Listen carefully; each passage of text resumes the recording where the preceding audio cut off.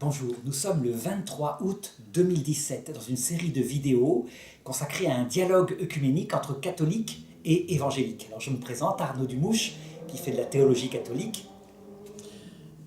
Samuel Mourmeau, prédicateur, évangéliste, enseignant dans l'Église protestante évangélique, bien que pour moi c'est la parole de Dieu qui doit toujours avoir le dernier mot. Et je ne prêche pas une dénomination, je veux prêcher la parole de Dieu, expliquée par la parole de Dieu, dans un sujet que Carnot va vous préciser. Alors voilà, quand la réforme de Martin Luther a eu lieu, donc en 1517 à peu près, on peut dire que son intuition première, ça a été de dire « la foi suffit », « sola fide ».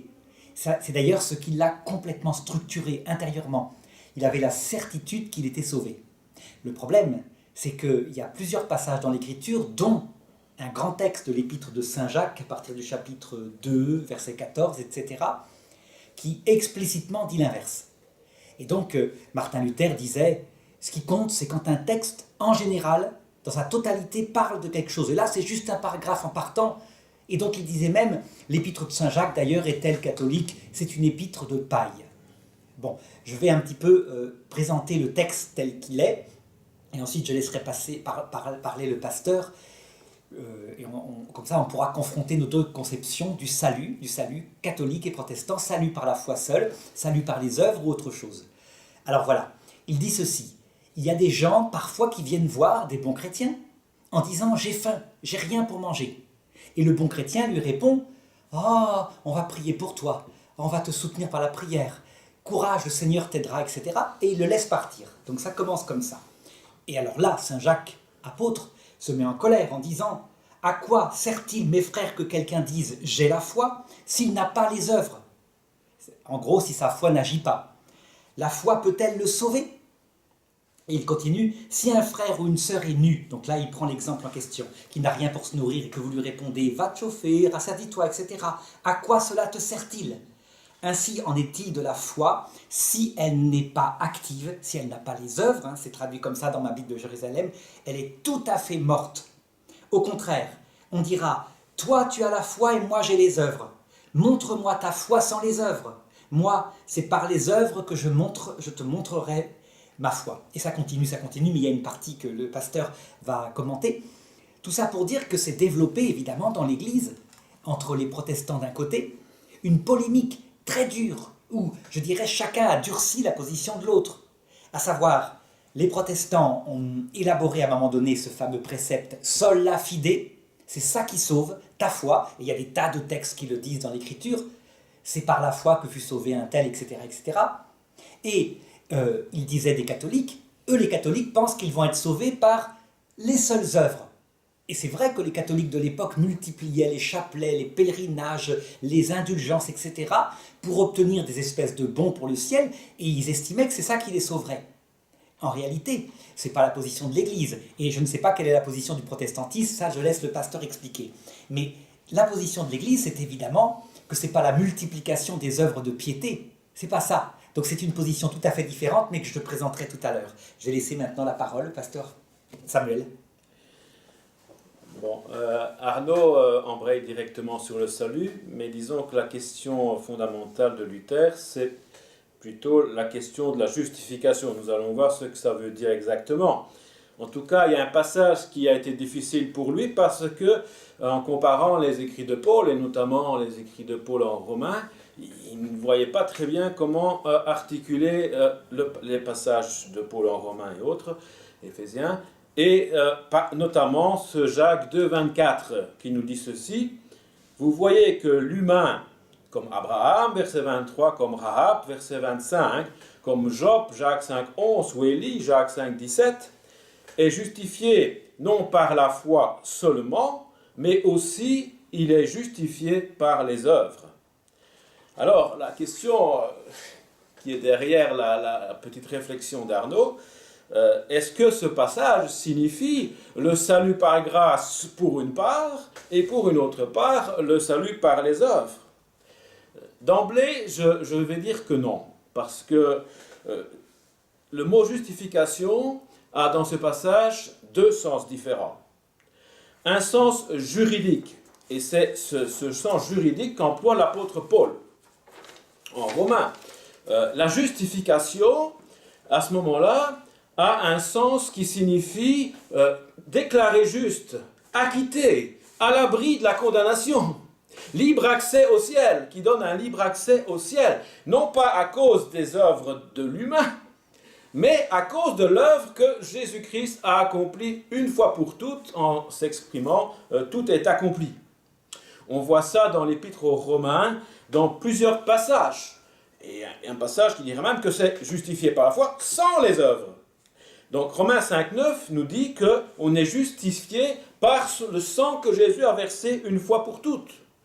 Romains 3,24, justifiés, nous sommes justifiés par la grâce de Dieu, donc une faveur imméritée, par le moyen de la rédemption, celui qui nous donne un accès libre à la présence de Dieu, parce que Jésus a payé le prix. Il a versé son sang, il a pris notre place, il a porté nos péchés, il s'est fait substitut, il s'est rendu propice à l'égard du Père. Une fois ressuscité, Hébreux 7, il a indiqué qu'il a versé son sang, donc que le Père doit être propice à la demande de pardon, à la demande de réconciliation avec lui, à la demande d'accès à sa présence pour celui qui demandera pardon pour ses péchés. Donc il dit, c'est par le moyen de la rédemption, et donc par le sang qu'il a versé une fois pour toutes. Et on nous précise que cette déclaration, tu es acquitté, tu es à l'abri de la condamnation, tu as maintenant libre accès auprès du Père, elle est dans le cœur de celui qui la demande, une fois Jésus ressuscité. Parce que Romains 4, 24, on nous dit, Jésus est ressuscité pour notre justification. Romains 3, 28, Paul est clair, il s'associe à ses collaborateurs et dit ceci, nous sommes justifiés par la foi sans les œuvres de la loi. Alors, tiens, c'est bizarre parce que lui il dit sans les œuvres de la loi, et on voit que Jacques il dit bien justifié pas seulement par la foi mais aussi par les œuvres de la loi. Oui, mais attention, les œuvres de la loi de Moïse. Oui, là, on parle des œuvres de la charité. C'est pas pareil. Hein. Oui, mais les œuvres, il y avait aussi des lois morales, aimer son prochain, comme oui, Dieu, mais c'était déjà dans la manger, pas manger du cochon, etc. Hein. Oui, d'accord, mais bon, là, c'est pas seulement de ça qu'il parle. En fait, selon le régime de la loi, pour être justifié, et là, on est dans un autre sens. On est, ici, c'est dans un sens moral. Et ça, c'est le deuxième sens que je voudrais prendre. Parce que nous savons très bien, par exemple, les chrétiens qui ont hébergé des juifs pendant la guerre, qui les ont protégés de la persécution des nazis, eh bien, pour le peuple juif, ils sont considérés comme justes des nations. Et ça, c'est le sens moral, c'est-à-dire ils sont justifiés parce que, quelque part, leurs paroles, leurs actes qu'ils ont posés sont justifiés par Dieu d'un point de vue moral. Il les estime bons, il les estime justes. Mais, pour être clair, les œuvres, sur l'ensemble des Écritures, en Éphésiens 2, 8 à 10, c'est toujours Paul qui parle, il nous dit que nous sommes sauvés, il parle le mot justifié, mais sauvés par grâce, par le moyen de la foi, et non par les œuvres, afin que personne ne se glorifie. Et il précise que les œuvres ne sont pas la cause du salut, mais la conséquence du salut. C'est parce qu'on est créé en Christ, au verset 10, c'est-à-dire qu'on est nouvelle créature en Christ, on a le Dieu auquel nous n'avions pas accès, qui est présent en nous par l'Esprit. L'Esprit nous a manifesté le Fils. Jean 15, 26, et le Fils nous a témoigné, et nous sommes temple du Dieu trinitaire, parce que le Saint-Esprit habite en nous, 1 Corinthiens 3, 16. Donc, c'est la conséquence que sont les œuvres. Donc, oui, il y a une justification. Donc, je m'arrêterai là pour le début de la réflexion. Une justification juridique qui est acquise et qui est appliquée par l'Esprit qui est donné par Christ. C'est ce qu'on appelle la régénération. C'est-à-dire qu'à partir du moment où le Père nous déclare juste, l'Esprit nous régénère, nous fait passer de la mort à la vie. Nous sommes temple de Dieu. Et il faut marcher alors par le Saint-Esprit. Et marcher dans une conduite morale justifiée par Dieu. Mais c'est la conséquence. Donc tu penses, si je comprends bien, que la foi te rend juste, mais qu'elle ne te sauve pas. Tu distingues la justification Non, non, et non, le non, salut. non. Non. C'est-à-dire que les deux notions sont incluses. Euh, Parce que là, il y avait marqué « La foi peut-elle le sauver ?» Réponse non. oui, mais nous allons voir de quelle foi parle-t-on ici.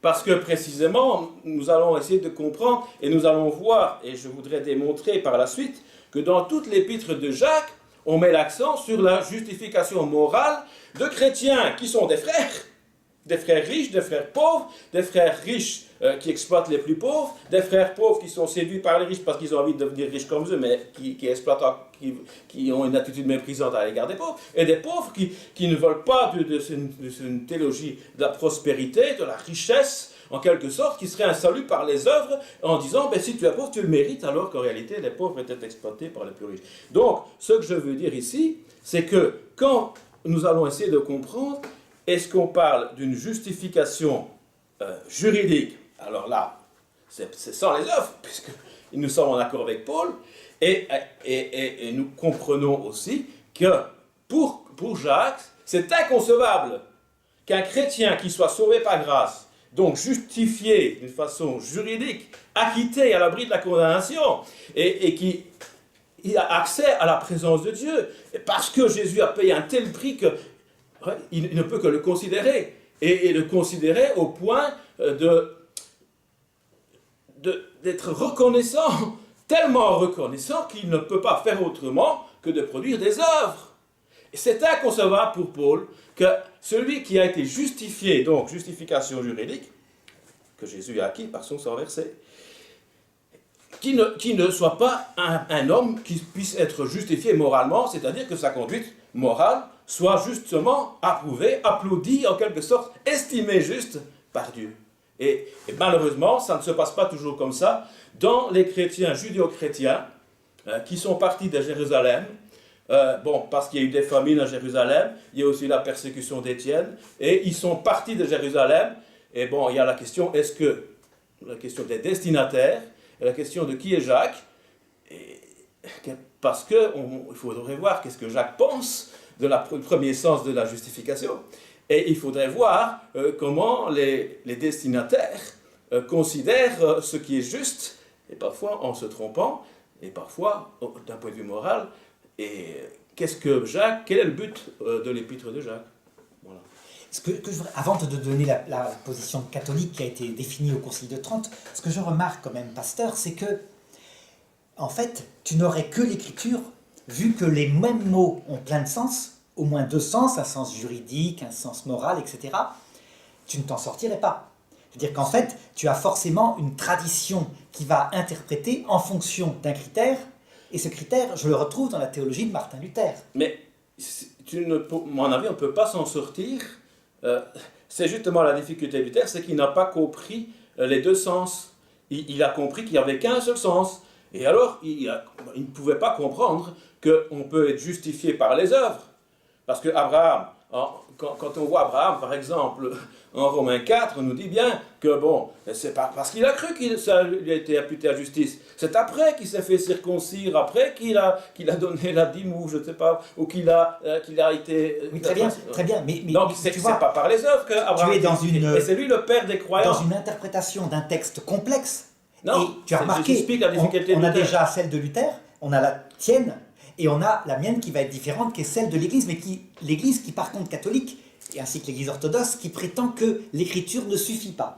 Mais je dirais que Jacques n'exclut pas le premier sens, parce qu'il dit en Jacques 1,18 que c'est Dieu qui nous a engendrés selon la volonté de sa parole. Donc il y a une naissance spirituelle que c'est Dieu qui a opéré. Donc, mais en même temps, le problème ici, c'est pas ça. Le problème ici, c'est qu'il y a beaucoup de chrétiens, oui, qui ont accepté la grâce, mais qui, d'un point de vue économique et social, se comportent avec mépris à l'égard de leurs frères. Et ils ont une influence sur les plus pauvres qui, malheureusement, nous allons essayer de le comprendre, ont une attitude morale qui ne plaît pas du tout à Jacques. Et le but, d'ailleurs, de l'Épître, c'est de ramener justement l'amour du prochain et la justice économique, sociale, relationnelle entre les chrétiens. Voilà. Alors, je vais donner maintenant l'avantage du catholicisme et je dirais de la religion orthodoxe aussi, c'est que ce sont des religions qui ne sont pas de l'écriture seule, qui ne prétendent pas trouver le vrai sens de ce texte en s'appuyant sur la seule écriture. On le voit, hein, il y a 1000 dénominations protestantes, c'est compliqué. C'est des textes complexes, extrêmement durs, et on n'y arrive pas. L'Église catholique, elle dit, il y a la tradition des apôtres en premier lieu, mais cette tradition des apôtres, c'est-à-dire l'Esprit Saint qui vient dans le cœur des apôtres, ça vient d'une fréquentation de Dieu. Donc on ne peut pas comprendre ce texte qui est mort, c'est un texte mort, parce qu'il était vivant quand il était lié à celui qui l'a écrit, à savoir non seulement les apôtres quand ils étaient vivants, mais l'Esprit Saint. Et donc là, on aurait eu Saint Jacques devant nous, il nous aurait dit, voilà ma vraie interprétation, ce que je voulais dire. Donc c'est un texte mort en lui-même. Par contre, l'Église le revitalise en se servant de la tradition des saints actuels qui sont vivants, qui se multiplient, qui débattent un petit peu comme on le fait avec le pasteur, et à certains moments, de la confirmation de Pierre, le successeur de Pierre, qui est là pour confirmer ses frères dans la doctrine de la foi. Hein. C'est pas pour être un saint, c'est pas ça le rôle du pape, c'est pour confirmer ce qui est vrai, ce qui est faux. Et donc je vais donner la confirmation qu'a donné le Concile de Trente, et on va voir, c'est très simple. C'est très simple, et c'est évidemment pas la pensée que vient de donner dans l'analyse le pasteur Mourmeau. La chose, c'est que Dieu, effectivement, c'est lui qui vient nous chercher. C'est clair. Nous, on ne serait jamais venu le chercher sans ça. Il vient nous chercher de sa propre initiative, il a tout accompli à la croix, il est mort, et de son côté à lui, c'est vrai, tout est accompli. Il vient nous chercher en nous touchant par son salut, donc quelquefois on peut ressentir sa présence, quelquefois la comprendre, et à ce moment-là, on répond par la foi. La foi, en elle-même, c'est une porte. Ça veut dire qu'elle permet de connaître d'abord ce qu'il nous veut, mais en plus de lui faire confiance. Donc le Concile de Trente va dire, la foi sauve-t-elle?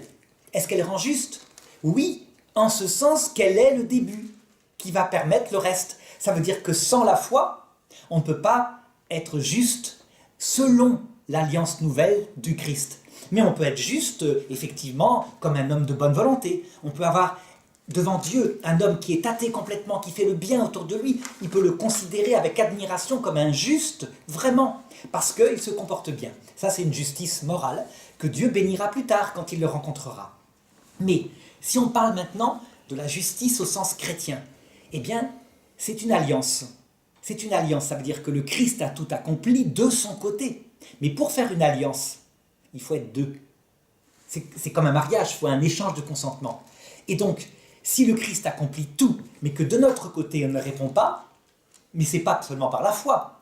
Si on ne répond pas, comme dans une alliance nouvelle, par un amour, fondé sur sa grâce, hein, évidemment c'est un amour surnaturel, eh bien il n'y a rien qui se passe, on n'est pas sauvé. On n'entre pas ni dans la justice, par la foi, ni dans le salut, par la charité. Alors qu'est-ce qui sauve en fin de compte finalement? Qu'est-ce qui sauve? Eh bien c'est ni la foi.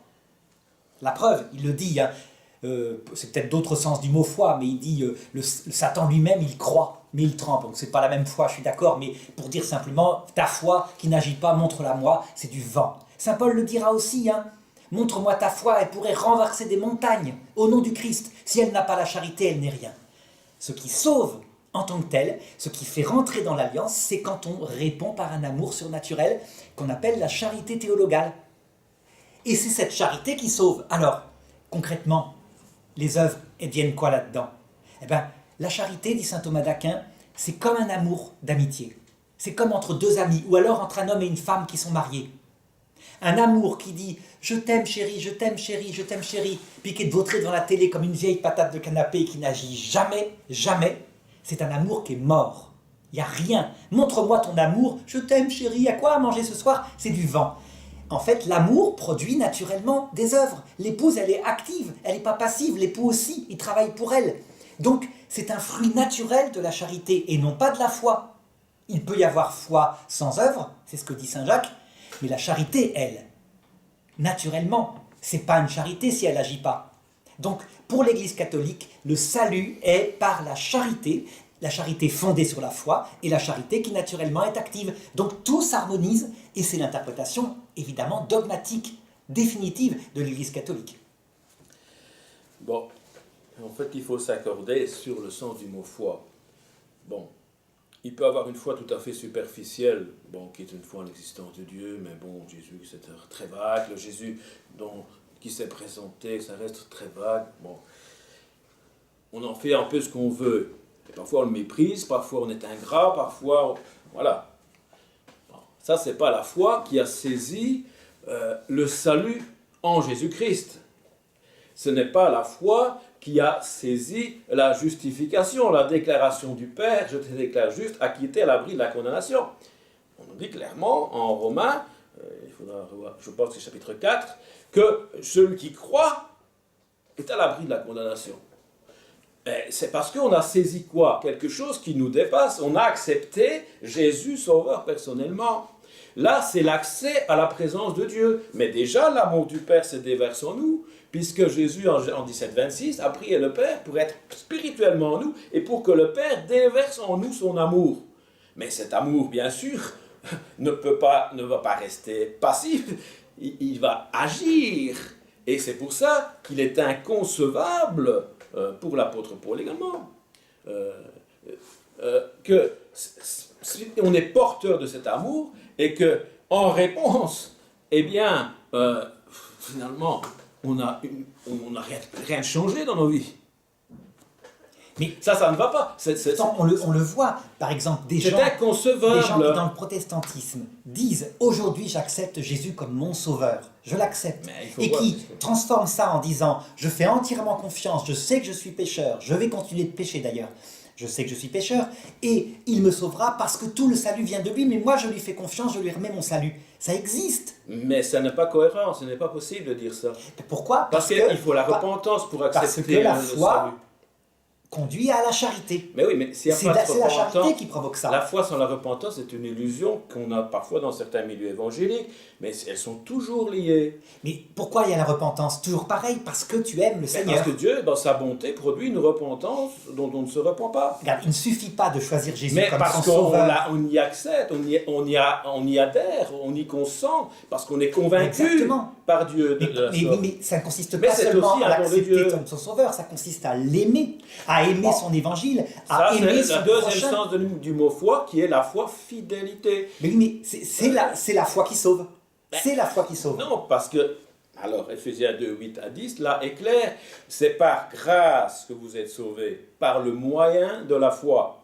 Oui, mais la grâce, elle vient Là, toujours on parle première, de la ça, on est d'accord. On parle de la foi qui accueille le salut gratuit. C'est une grâce. Mais ce n'est pas par les œuvres, afin que personne ne se glorifie. Mais créé en Christ, on est créé en vue de bonnes œuvres. Donc c'est la conséquence que sont les œuvres. Regarde, non pas par peur, ou par peur de perdre son salut, mais par reconnaissance. Par reconnaissance. C'est comme si tu disais, tu es en train de te noyer. Je suis sur le pont, je me mets comme ça, je t'attrape la main, je te sauve. Oui. Et quelqu'un dit bravo, c'est bien, vous avez eu la force d'attraper son bras, etc. et lui faire confiance. Et toi tu répondrais mais non, c'est uniquement Arnaud qui m'a sauvé, c'est uniquement lui. Non, si tu n'avais pas attrapé mon bras, j'aurais pas pu. Bien sûr, il y a une adhésion personnelle. Oui, mais plus que ça. Mais ce n'est pas une œuvre au sens méritoire du terme. Mais pour le Christ, c'est un acte de en foi. ce qui nous concerne, nous, il ne faut pas se présenter comme disant « je mérite le salut », c'est évident. C'est le minimum puisque tout vient du Christ. Mais du point de vue du Christ, mets-toi à sa place. Lui par exemple, tu es un enfant de 5 ans, je viens de te sauver de la noyade. Ben, le Christ, si moi je me mets à la place du Christ, je dirais à cet enfant « bravo, tu as réussi à m'attraper, c'était magnifique, tu as été héroïque, bravo ». Je vais l'admirer, je vais considérer que le fait, ce petit geste qu'il a fait de me tendre la main pour m'attraper quand je l'ai sauvé, est un mérite. Ah oui, mais pourquoi alors dit-il, justement, ce n'est pas par les œuvres, afin que personne ne se glorifie? Parce que de notre côté, on n'a pas à le dire. Si ce petit garçon dit « oui, il m'a tendu la main, ça ne sert à rien, c'est moi qui ai tout fait, d'ailleurs j'ai nagé vers lui musclé et qui se vante, c'est débile ». Évidemment, c'est pas à lui de le dire, c'est le Christ qui élève celui qui s'abaisse. On le voit bien.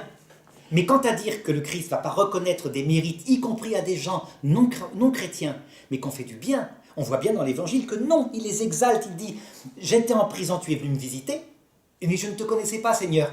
Eh bien, tu es quand même venu, c'est à moi que tu l'as fait. Donc le mérite vient de Dieu. Là, je dirais oui, c'est le mérite, c'est Dieu qui exalte la Vierge Marie, qui la couronne reine de son cœur. Chez les chrétiens, la Vierge Marie jamais n'attendait à ça, jamais, elle n'aurait osé. C'est lui qui élève celui qui s'abaisse. Oui, mais bon, quand on parle de l'application de la justification dans les cœurs parce que Jésus a ressuscité, on l'a vu en Romains, eh bien, c'est précisément pour comment est-ce que nous avons cette assurance d'être à l'abri de la condamnation, non pas à cause de nos œuvres, mais parce que Jésus nous a fait naître à une vie spirituelle. Nous étions morts, nous sommes vivants. Oui, à la base, C'est l'œuvre de l'esprit. ça on est d'accord, En à la Titre base. 3, 4, c'est non Et, pas... tu reviens à la même Non, objection. non, Dire, tu attends, dis, ben oui, non. c'est Dieu qui a tout fait. Non, non, il y a bien sûr une réponse à un si grand salut. Un pardon qui nous a accordé gratuitement. C'est le sens de la grâce.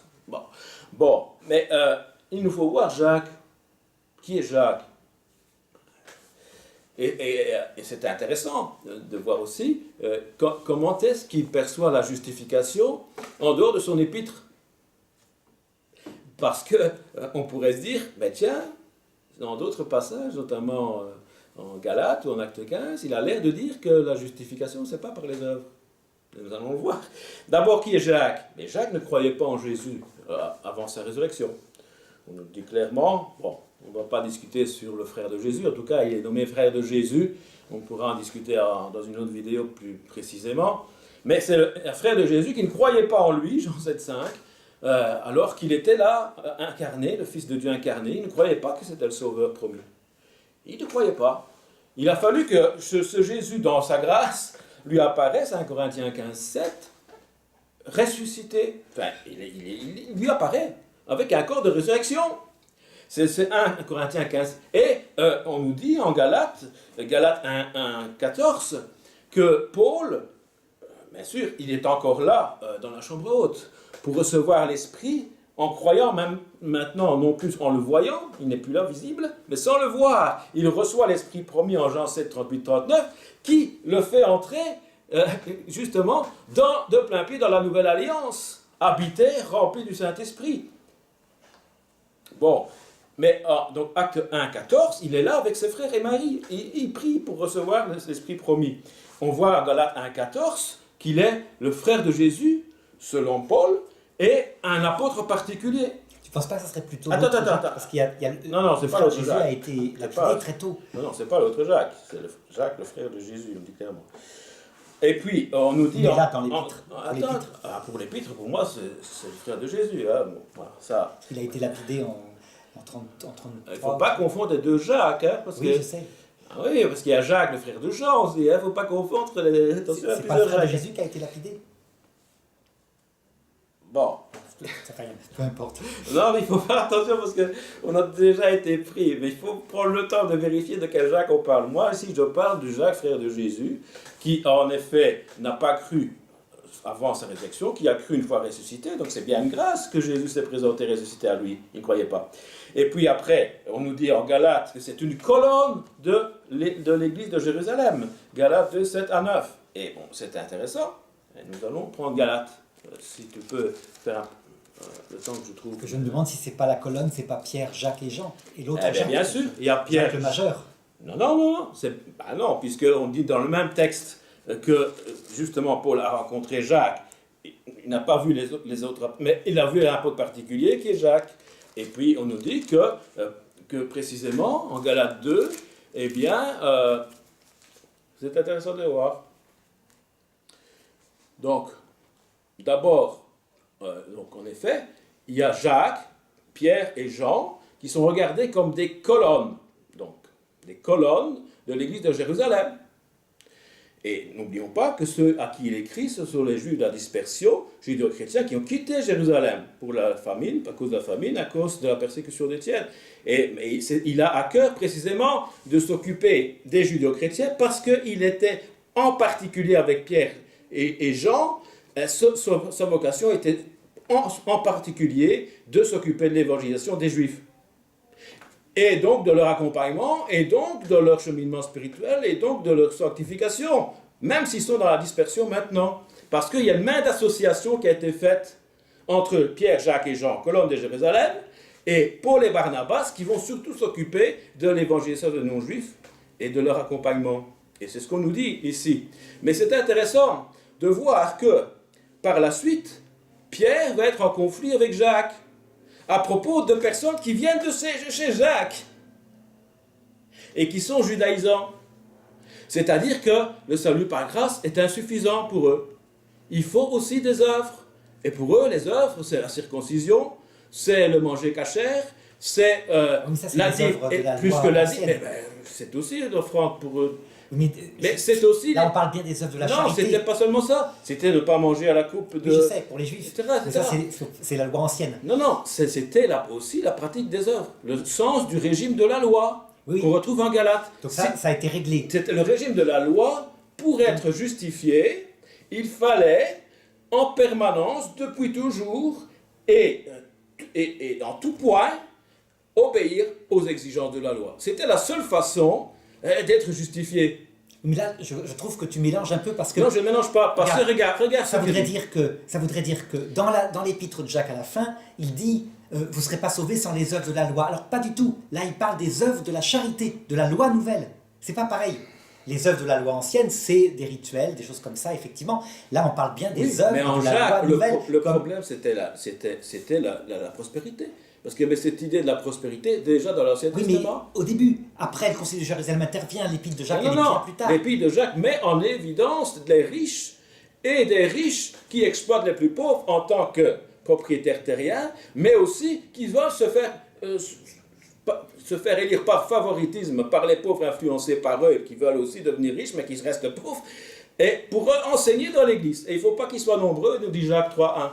Et précisément, mais regardez, ce qui est intéressant, c'est que Paul va reprendre Pierre, parce qu'il mangeait avec des chrétiens, pagano-chrétiens, et dès qu'il voit arriver ceux qui arrivent de ces Jacques, on voit ça en Galates 2, 11 et suivant, eh bien, il s'esquive. Oui. Comme si c'était des chrétiens de seconde zone, parce qu'ils n'ont pas les pratiques juives, et que voilà, ils ne sont pas... Oui, mais là, je trouve que tu fais une étude Non, de texte regarde. qui anachronise. C'est-à-dire qu'en fait, Non, ça tu ne mets des me textes, pas. effectivement, où Saint-Pierre applique la loi des œuvres anciennes, donc de Moïse, alors que là, on parle d'autre chose. Non, mais dans cette regarde, étude de Jacques, j'en viens ici, à Galates 2.16. Donc, il nous dit, sachant que ce n'est pas par les œuvres de la loi que l'homme est justifié, mais par la foi en Jésus-Christ. oui, mais Nous aussi, nous avons cru en Jésus-Christ afin d'être justifiés par la foi en Christ, et c'est Jacques qui parle, et non par les œuvres de la loi, parce que personne ne sera justifié par les œuvres de la loi. Et c'est Jacques. Et donc Jacques dit les c'est deux. une autre problématique d'un autre moment. Non, donc C'est-à-dire Jacques dit deux choses. Dans son épître, Justifié par la foi seul, au sens de la justification juridique, l'acquittement, à l'abri de la condamnation,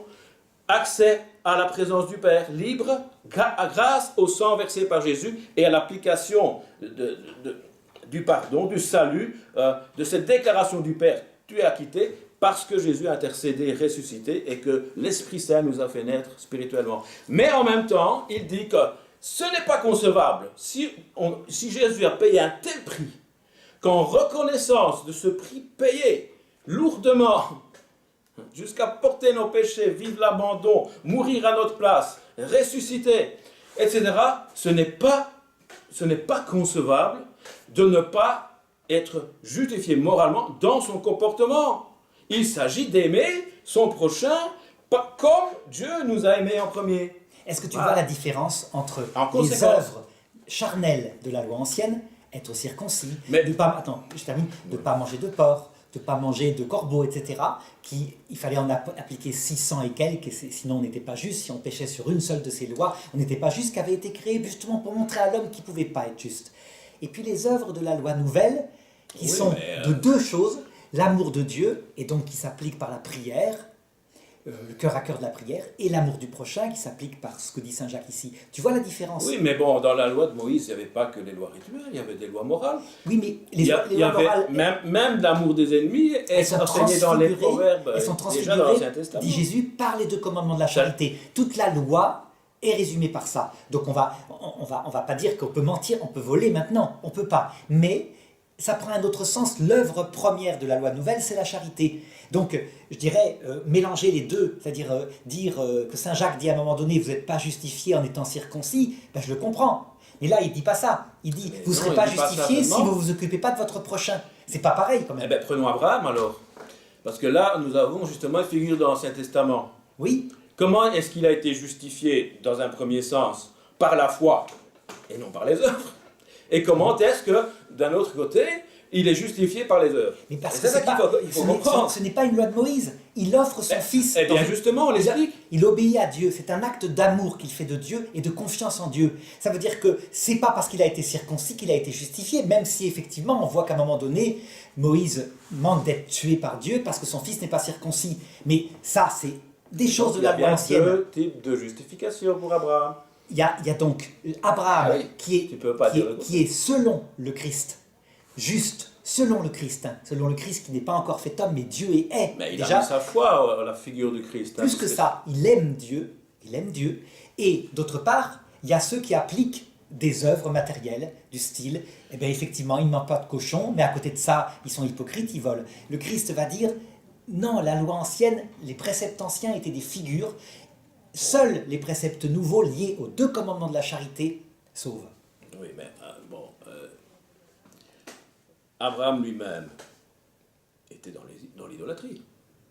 Avant, oui, il a Alors, été dans l'idolâtrie avant. Il a cru en qui? Il a cru au seul vrai Dieu. Oui, Et comment il a cru au seul vrai Dieu? Précisément en passant par une conversion, en se détournant de ses idoles, pour se tourner vers le Dieu vivant et vrai. 1 Thessaloniciens 9 est une définition sur la conversion. Et c'est le cas pour Abraham. Il crut et cela lui fut imputé à justice. Dit et Paul. Saint Jacques dit, sa foi seule ne suffit pas, parce qu'il lui a fallu, pour cela, qu'il offrit son fils en sacrifice. Ce qui veut dire que 2 textes non. semblent contradictoires, et qu'on est obligé de donner une théologie pour les expliquer. Non, s'il n'avait pas cru, il n'aurait pas été à l'abri de la condamnation, puisque précisément, l'idolâtrie était condamnée. Ah, deuxième chose, il était à l'abri de la condamnation, et en reconnaissance pour un Dieu qui vient le chercher et le sortir de son idolâtrie. D'ailleurs, c'est intéressant de voir comment il va quitter cette terre. Il va faire un détour par Haran, et ses parents n'ont pas forcément suivi. Mais donc, il y a justement, on montre comment il fait un demi-tour par rapport aux idoles, et tout le monde ne le suit pas. Et même dans le peuple de Dieu, tout le monde ne va pas le suivre. Donc, Mais pour en tant que père des croyants, donc, la justification qui fait que Abraham a cru qu'il a été justifié par la foi, c'est parce que Dieu, mais dans sa grâce déjà, s'est révélé à lui alors qu'il était polythéiste et attaché à toutes sortes d'idoles. Il l'a sorti dans sa grâce. Et ce n'est pas le mérite d'Abraham. Il a simplement consenti. Et il a accueilli le cadeau gratuit qui lui était offert. Et là, c'est le sens tu premier. n'harmonises pas. Et si j'harmonise, parce qu'en Saint Jacques, lui, conséquence, il harmonise. Regarde, mais il te en donne- il te donne conséquence, qu'est-ce qu'il a l'explication. fait? Eh bien, il a fait ce qu'on fait en conséquence Abraham, Rahab, Job et Élie. C'est pas ce que dit Saint Jacques. Ça, Si. c'est une interprétation Mais non, c'est ce qu'il dit Saint Jacques. luthérienne. Regarde ce que dit Saint Jacques. Regarde, C'est ce qu'il dit. tu le vois. Donc, Abraham, notre père, ne fut-il pas justifié, c'est en Jacques 2, 21, par les œuvres lorsqu'il offrit son fils sur l'autel. Tu le vois, Oui, je crois. la foi coopérait à ses œuvres, et par les œuvres, sa foi lui fut rendue parfaite. Ainsi fut accomplie cette parole de l'Écriture. Abraham crut à Dieu, cela lui fut compté comme justice, et il fut appelé ami de Dieu. Ce qui veut dire qu'en fait, il croit, puis il agit, et sa foi est parfaite. Mais sa foi n'aurait pas agi, il aurait pu croire sans agir, ça aurait servi à rien. Voilà ce que veut dire Saint Jacques. Il le précise, c'est tout son cheminement.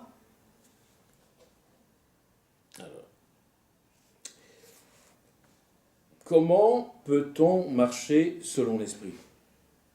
On ne peut marcher selon l'esprit que si on a déjà l'esprit. Est-ce que si on a déjà l'esprit, c'est à cause de nos œuvres?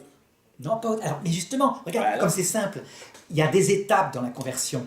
Au début, il vient te chercher, c'est pas tes œuvres, puisque tu ne savais même pas qu'il existait. Mais donc on a l'esprit, on a l'amour de Dieu en nous. Mais oui, Sans regarde, les œuvres. alors, je vais te donner ce que donne le Concile d'Orange. Tu vas voir comme c'est simple, comme ça se complique pas. Ça fonctionne exactement comme quand on tombe amoureux d'une femme. Au début, on est attiré par elle, on l'a pas cherchée, on ne sait pas pourquoi c'est elle qui nous attire, elle l'a pas voulu non plus. Dans le cas où elle est déjà amoureuse de nous, elle va peut-être se montrer, etc. Mais en tout cas, il naît un premier amour, dit le Concile d'Orange, qui n'est pas libre. Cet amour-là, il n'est pas encore choisi. Deuxième étape, une fois qu'on s'en rend compte et qu'elle nous plaît, si elle veut en plus de nous, on va accepter cet amour. On entre à ce moment-là dans un amour réciproque. Cet amour réciproque, il est le commencement d'une histoire. Il n'est certainement pas le terme. C'est là qu'en est rendu Abraham lorsqu'il choisit Dieu. Si après, quand il faut agir, par exemple, aller la voir à un truc où ça nous pompe l'air complètement, dès que ça nous pompe l'air, on n'est jamais là. On n'est là que quand on a du plaisir. Eh bien, ça ne sert à rien. Montre-moi ta foi, montre-moi ton amour qui n'agit pas. Par contre, si à chaque fois que ça nous contrarie, on est là, elle peut compter sur nous, etc., elle va voir qu'on l'aime vraiment. Et donc, cette foi et cet amour sont réels, sont parfaits.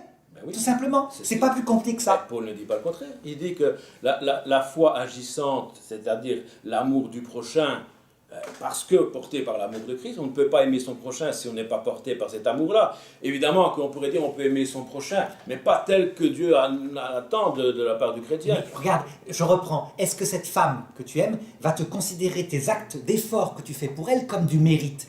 Bien sûr que oui, elle va dire on va se marier. Tu m'as prouvé que tu m'aimais par tes actes. Mais on est là. Donc dans une autre il y a une harmonie totale, à condition de prendre la pensée catholique et orthodoxe qui dit qu'on est sauvé par la charité. Ça prend son harmonie dans la charité, pas par la foi. Mais par la grâce. Mais la grâce est à la base. Il n'y a pas de foi sans grâce. Bien sûr, puisque la grâce est venue nous chercher au départ. Comme toujours, c'est un organisme vivant. Donc cette polémique n'aurait jamais dû avoir lieu. En fait, Luther, en disant la foi seule, sola fide, il coupe des choses qui sont simplement le développement normal d'une vie spirituelle, qui aboutit, en plus pour nous catholiques, à une purification de l'amour. C'est-à-dire une purification, parce que pour voir Dieu, il faut être mort à soi-même, il faut être tout humble. Donc, d'où le purgatoire de cette terre, le purgatoire après la mort. Là, on a toute la cohérence catholique. Bon, il est évident que Jacques fait un parallèle entre Abraham et les chrétiens, judo-chrétiens, à qui il s'adresse. Autrement, ça n'aurait pas de sens, ce qu'il dit. Parce que, justement, il va prendre l'exemple d'Abraham, il va prendre l'exemple de Job, il va prendre l'exemple d'Élie, il va prendre même l'exemple de Rahab. Et là, Rahab, on voit très bien que, sortant de la prostitution, parce qu'elle a mis sa foi au Dieu d'Israël, eh bien, en conséquence, qu'est-ce qu'elle va faire? Les espions arrivent chez elle, et plutôt, et en cas de guerre, elle avait le droit de ruser, elle dit non, ils sont partis par là, alors qu'ils se cachaient dans sa maison avec son consentement, évidemment. Et là, on voit que c'est la conséquence de l'amour de Dieu qui habitait en elle, qui l'a poussée à ce geste. Et on la cite parmi les héros de la foi, fidélité. Je ne dirais pas que c'est la conséquence. N'importe qui a du bon sens dira si pas... Si elle n'avait pas le Dieu d'Israël, dans un elle mariage, n'aurait pas pu on agir dira pas ainsi. la conséquence qu'il m'aime, c'est qu'il agit. Non, c'est pas la conséquence. L'amour lui-même agit. L'amour est action.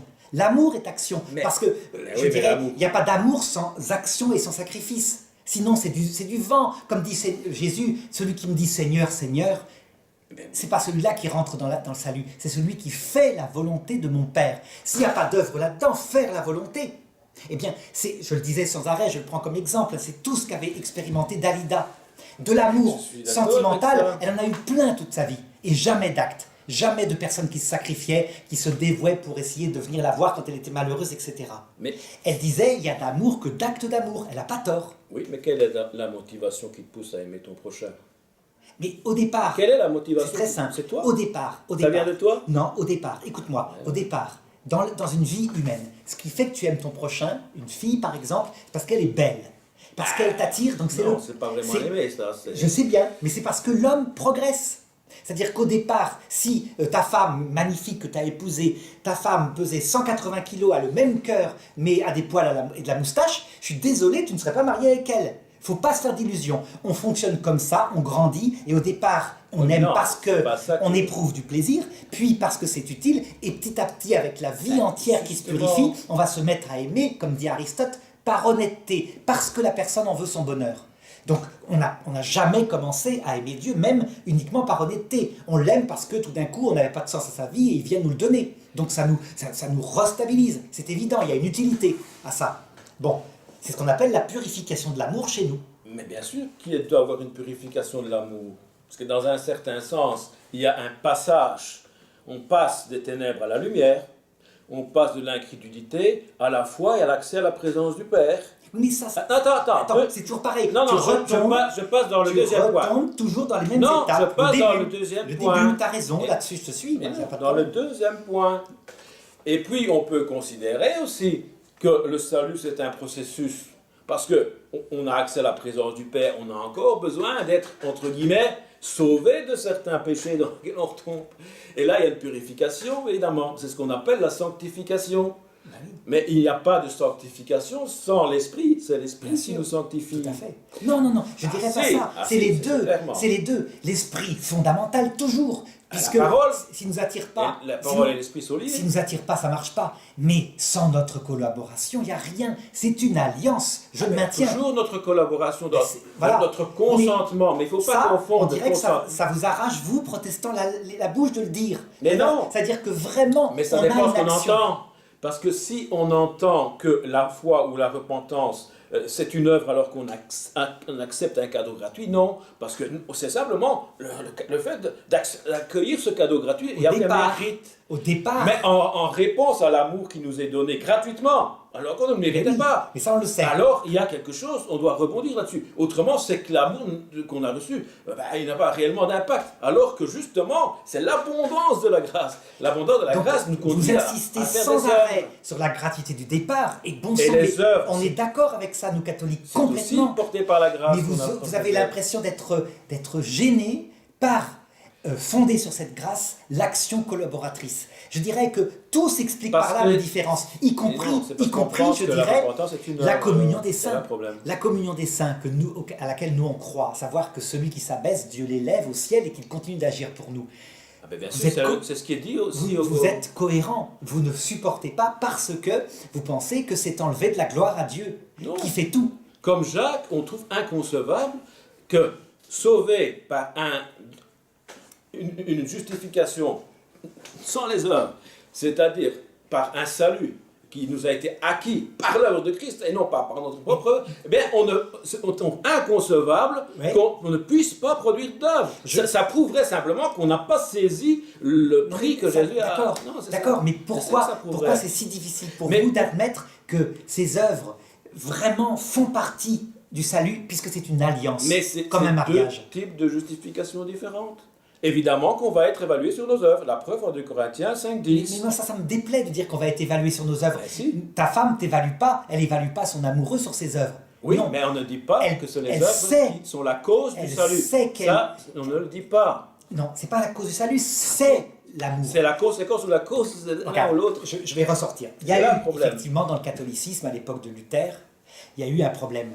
Donc, chez certains fidèles qui n'aimaient pas Dieu, qui voulaient être sauvés et qui multipliaient les œuvres, mais sans amour. C'est un peu comme si tu n'aimes pas ta femme, mais comme elle a un bel héritage, ben tu es gentil, tu balayes, etc. Elle sait très bien, elle voit ton cœur et sait très bien que ses œuvres ne valent rien, parce que tu ne l'aimes pas. On n'est pas là. Évidemment. On n'est pas bon. C'est pour ça que la clé qui harmonise tout, c'est le salut par la charité, l'amour. L'amour donne la valeur à la foi, c'est son but, et l'amour donne la valeur aux œuvres. Et donc il y a 2 causes pour toi, il y a une cause, la grâce, et une cause, les œuvres. Non, c'est pas 2 causes, c'est une harmonie. C'est-à-dire qu'en fait, je te l'ai expliqué, c'est un organisme vivant d'un amour entre 2 personnes qui se construit. La première qui vient chercher, c'est la grâce, complètement d'accord, donc ça je ne vais pas insister puisqu'on est d'accord avec vous. C'est le reste. Problématiquement, vous dites que notre réponse, qui est fondée sur la grâce, puisque sans la grâce, il n'y a rien. De même que si tu n'es pas amoureux de ta femme, ben tu vas finir par plus rien faire. Eh bien, fondé sur cet amour qui t'attire, tu vas agir efficacement. Il y a 2 réponses. Il y a une réponse, est-ce que j'accepte que Jésus me sauve, donc que j'ai besoin d'être sauvé? Bien sûr, c'est la base. Ça, c'est une première réponse. Oui ou non? C'est la base. Ça, c'est une première réponse. Et puis, il y a une deuxième réponse. Maintenant que tu es sauvé, eh bien, maintenant, suis-moi. Ça, c'est une deuxième réponse. Oui, j'accepte de te suivre. Ah oui, alors il faudra annoncer, il faudra porter ta croix, mais elle sera légère. Voilà. Mais ça, c'est la sanctification. Et c'est bizarre parce que... ça, il y a une justification morale. Le mot amour n'intervient pas. Parce que ça n'a pas de sens qu'on ne le suive pas. Si on a considéré qu'il est pour nous, ben, évidemment qu'on va le suivre. Ben, ça, pasteur, c'est la conséquence. Le mot amour. Tu n'as pas la conséquence, mais pourtant c'est la conséquence. Le mot amour qui correspond à l'amour de Christ engendre l'amour du prochain. Oui, mais tu ne le prononces pas. Pourquoi? Peut-être parce qu'il faut que tu restes différent des catholiques. Non, c'est pas ça. C'est parce que Éphésiens 2, 8 à 10 est clair. Ce n'est point par les œuvres. Et là, on ne te parle pas des œuvres du judaïsme. On te dit, ce n'est point par les œuvres. mais créés en Christ en vue de bonnes œuvres. C'est Voilà. les mêmes œuvres. Ben, je pense qu'on a réglé notre débat. Mais non, le débat c'est pas fini parce que regarde, qu'est-ce qui va se passer? On ne va pas citer tous les textes, mais je vous demande de faire l'exercice. Qu'est-ce qu'il va dire aux riches? Les riches qui sont en quelque sorte les ancêtres, et je fais l'autocritique du monde évangélique, de ces théologiens de la prospérité, qui disent aux pauvres qu'ils exploitent, eh bien, donnez plus que la dîme, et vous allez voir, vous allez devenir riches comme... Non, ça, on est d'accord. Alors, ils deviennent encore plus pauvres, Ça s'ouvre et pas. après on les excommunie, comme ça on est tranquille. Tout à fait. Eh bien, ça c'était les riches. Mais c'est- Les riches qui disaient, oui, mais parce que vous ne méritez pas d'être riche. Je suis sûr C'est pour ça que vous êtes fondamentalement pauvres. qu'on est d'accord. Et c'est là que Jacques va se fâcher. Et il va les reprendre très sévèrement. Tu vois, ces protestants que tu critiques se ressemblent un Mais petit c'est pas peu tout. aux catholiques de l'époque qui accumulaient des chapelets. Je dirais, on croit qu'on va être sauvé par ses œuvres sans l'amour. Non, on est d'accord on voit là-dessus bien, mais que ça n'a pas de fondamentalement, sens. si ce riche Voyez protestant comme il s'aime. donne à des pauvres de l'argent parce qu'il l'aime vraiment, parce qu'il sait qu'il ira un jour au paradis avec lui, ça, le Christ admire. S'il le fait uniquement parce qu'il accumule toujours pareil, mais non, ça ne va pas. C'est l'amour qui donne la valeur à tout. Je suis sûr qu'on est d'accord La preuve, fondamentalement. dans la Sainte Seine, il y a deux choses. Il y a une chose, c'est qu'en faisant mémoire, en considérant ce qu'il a fait pour nous, eh bien, on ne peut qu'en conséquence vivre une communion fraternelle, autrement ça n'aurait pas de sens. La preuve à Corinthe, il y avait des pauvres qui arrivent en retard, parce qu'ils étaient exploités par les riches, et puis les riches avaient déjà tout bouffé. Ils n'avaient plus rien à manger, ils ne savaient même pas célébrer la Sainte Seine. Eh bien, qu'est-ce que va faire Paul? Il va reprendre ces riches sévèrement, comme Jacques va le faire, mais il va leur dire plus ou moins le même langage. C'est par la parole que vous avez engendré, dit Jacques. Paul va dire, vous êtes temple du Saint-Esprit. Alors, agissez en tant que tel et considérez le prix qu'il a payé dans son corps et glorifiez votre corps dans vos actes, en amour à l'égard du prochain. Parce que vous êtes temple du Saint-Esprit. Il ne dit pas qu'ils ne le sont plus. Bon, je pense Mais que là, c'est la même chose. on a dit les choses Avec les pauvres. Mais il y avait clairement. aussi... Hein. Non, Je pense attends, qu'il faut je peut-être pas termine. qu'on Je termine. on se répète Je maintenant. termine. Il y a des pauvres. Des pauvres qui sont séduits par les riches, pourtant qui les exploitent. Parce qu'ils pensent naïvement que s'ils les mettent à la première poste par favoritisme à des postes d'enseignement, pour prêcher ce faux évangile de la prospérité, eh bien eux aussi pourraient devenir riches. Mais ils oublient qu'ils sont exploités par les riches. Il va reprendre aussi ces pauvres. Et puis il y a les pauvres qui refusent cette théologie de la prospérité, la richesse par les œuvres, soi-disant, mais en fait en acceptant d'être soumis à être exploités. Et il y a les pauvres qui n'acceptent pas cette théologie. Et qu'est-ce qu'il va leur dire? Eh bien, en Jacques 5, il va leur dire d'être patient. Et d'être patient, mais en même temps, regarde, c'était très intéressant. Jacques n'est pas une épître où Jacques va dire, mais c'est une vertu d'être exploité par les riches et d'être pauvre. Non. Il va leur dire de corriger ces riches. Si quelqu'un parmi vous s'est égaré loin de la vérité et qu'un autre l'y ramène, qu'il sache que celui qui ramènera un pécheur de la voie où il s'est égaré, donc c'est Jacques 5, 19, 20, sauvera une âme de la mort. Pourquoi Jacques dit ça? Parce qu'en acte 4, qu'est-ce qui se passait à Jérusalem? Il y avait une solidarité missionnaire conséquente du salut par grâce, qui est prêchée par Jacques aussi en acte 15, pour les juifs et pour les non-juifs. Il n'y a pas de distinction. Il n'y a pas un qui mérite plus que l'autre. Il n'y a aucun mérite, c'est par grâce, par le moyen de la foi, premier sens. Mais en conséquence, ils refusent la non-communion fraternelle sur base d'être plus spirituels alors qu'ils ne le sont pas. Ils croient peut-être que Dieu existe, mais ils exploitent les plus pauvres. Et c'est la justice morale. Je comprends pourquoi tu soulèves ce problème. La justice morale, qu'est-ce qu'elle va... bien sûr, il faut être conséquent, les amis. Hein. Vous avez reçu l'amour de Christ, une grâce surabondante alors que le péché abondait, et vous n'aimez pas votre frère. Ah bah. Oui. Et là, c'est vrai c'est inconcevable. Cette théologie de la prospérité. Et c'est précisément d'accord. le but de l'épître de Jacques. Non pas d'encourager à l'exploitation. Oui, tu es pauvre, c'est une vertu, mais reste comme ça. Non. Il veut corriger les riches exploiteurs. Il veut corriger les pauvres séduits par la prospérité. Et il veut encourager les pauvres qui ne sont pas séduits par la prospérité, mais qui ont un salaire de misère et qui crient. Je vous encourage à lire le chapitre 4 et 5. Ils crient. Et même certains sont morts. Des enfants ont perdu leur père, ils sont orphelins. Et des femmes ont perdu leur mari. Parce que sans doute, malnutrition, je ne sais pas quoi. Ils n'ont pas résisté à ce qu'on leur demandait. Et qu'est-ce qu'on va leur dire? On va leur dire au chapitre 2, chapitre 1 et chapitre 3, que leur religion, ce qui les relie entre eux, elle est vaine. Ils ne s'occupent pas de la veuve et de l'orphelin. Or, c'est la véritable religion. Et on va leur dire que la sagesse qu'ils prêchent en Jean 3, 17 et suivant, elle ne vient pas de Dieu.